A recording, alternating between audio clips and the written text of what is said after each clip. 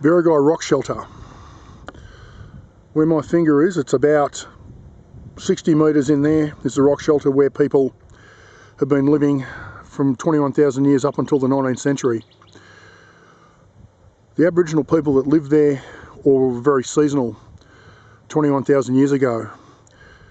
The reason why, if we pan over here, if we look at Timbimbilla Mountain right here and Timbimbilla Peak together, it would have no trees. It would be like tundra. All the area around here, there would be no trees at all the vegetation would be different. However, the hills would look the same. Gibraltar Peak with all its rocks, looking very different from when the fires were here 10 years ago, unfortunately. Now, 21,000 years ago, most of this place would have been pretty much frozen for the whole year round. You would have permanent snow on the hills here, all the way down through Kosciuszko and Victoria. And the people would have only been here for a very short period of time and have to move back down to warmer areas. My feeling is they would have been up here for one of two reasons.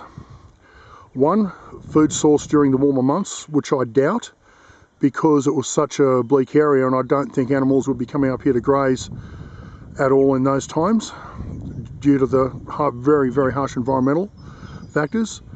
My feeling is they would have been up here for ceremonial reasons and the very short window of the year that you could get here. Gibraltar Peak was used by the more recent people for initiating young men or boys into men, and it may have been used for that as far back as 21,000 years and perhaps other reasons, but I'm very sure, looking at it, the evidence of the last ice age and 21,000 years was actually the peak of the last glacial maximum, where ocean levels were 135 metres below where they are now, and all the water was held up as ice on continents throughout the earth. So my feeling is it would have been a ceremonial time that the people were just right here and using this valley. People say that there would have been megafauna. All the megafauna had died out at least 20 to 30,000 years beforehand, most of it. So the only other animals here would have been perhaps thylacines and Tasmanian devils and maybe a few others, but nothing big. It was all the biggest animal would have been the eastern grey kangaroo, as all the others had died out by that long, long time before. The people here must have been very, very clever, very, very hard to actually survive this. The more recent people that have been here, that I suppose up until the 19th century, have had a much better environment to work with, a lot more food resources, etc. Panning around, you can see what a lovely day it is, and there was a lot of food in terms of animals to hunt,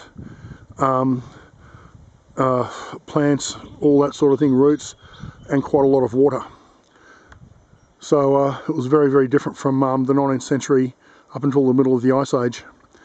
And unfortunately, those people from 21,000 years ago, and perhaps a lot longer, they may have been here a lot longer than that, we don't know, have managed to survive everything until Europeans came here, and the three things that killed them, the three big evils, was disease, alcohol, and worst of all, religion, which basically destroyed them. And we have very little of their history, of their knowledge, and it is a terrible tragedy. However, knowing that people were living just in here all that time ago, up until the 19th century, is certainly makes for a very good day out, and makes me have nothing but admiration and respect for everyone who lived here in the past. Please post any comments on any knowledge that you may have surrounding this place and anything else. Thanks, guys.